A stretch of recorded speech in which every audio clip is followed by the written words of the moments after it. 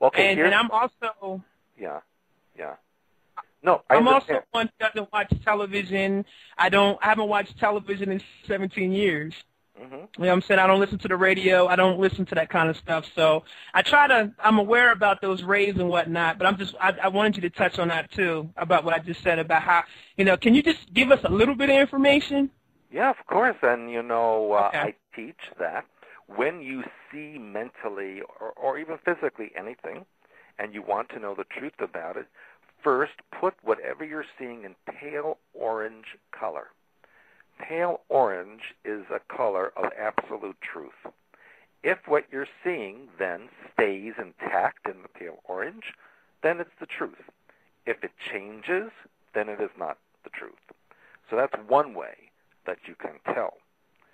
Another thing you can do is keep yourself in a violet protective field, what I call ultimate protection, which is a tetrahedron inside an octahedron, all in violet. And people need to realize there's a difference between violet and purple. Violet is like an amethyst color, so keep that in mind when you're visualizing violet. That keeps your energy field intact and protected. And ELF and microwave cannot penetrate that.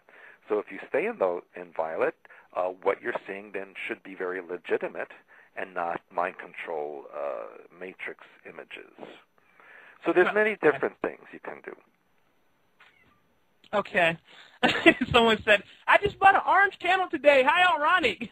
Someone just said that in the chat room. They're too funny.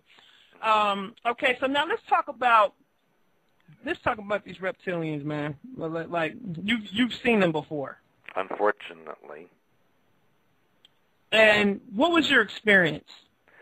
Well, in fact, I wrote about that in Blue Blood book, as a matter of fact. There are different things. First of all, there is the pure 100% reptilian, and then there are the shapeshifters who are 50% human, 50% reptilian. And so the 100% reptilians we really don't see very often because they're underground. They don't like to come to the surface too often unless they absolutely have to, although they have been seen. But the shapeshifters are able to change form between human and reptilian, and I was literally inches away from a person that I was with who shifted right in front of me into reptilian form and then shifted right back. That was, and I was just looking. I mean, I kind of knew this person was not what they said. And so when it happened, although I was a bit shocked, I wasn't, really surprised. I kind of expected that. So I have seen that. I've also seen it, unfortunately, when I was part of the Montauk Project all those years. I did see purebred reptilians as well as shapeshifters. Wow. Now, from my understanding, I'm hearing that these reptilians, or some of them, have bases now set up on Venus. Are you familiar with that? Oh yes, in fact, I wrote about that as well. They always had. Venus was their vehicle, and back in the early to mid 1980s. A Soviet spacecraft specially designed with a camera that could penetrate the cloud field and the heat and survive for a bit of time to transmit pictures, actually descended below the cloud cover of Venus, took photographs, and sent it back before the ship burned up.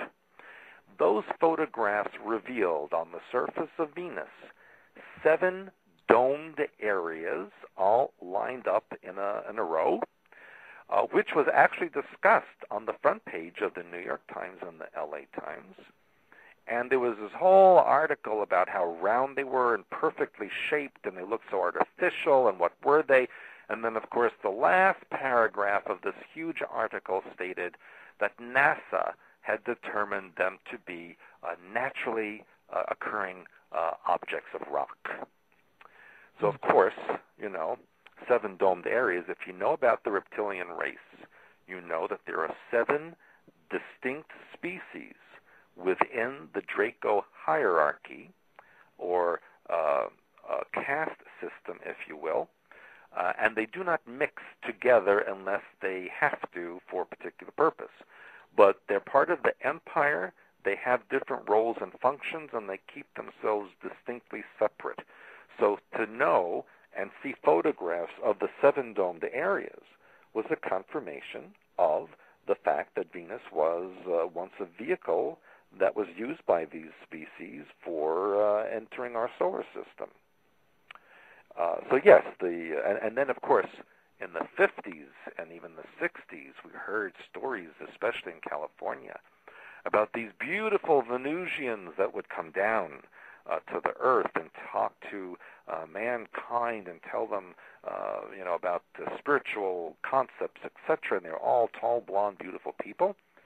Well, if you know about reptilian holographic images, many of these reptilians who interface with humanity have on their belt a device that projects a holographic image around their reptilian form that looks like a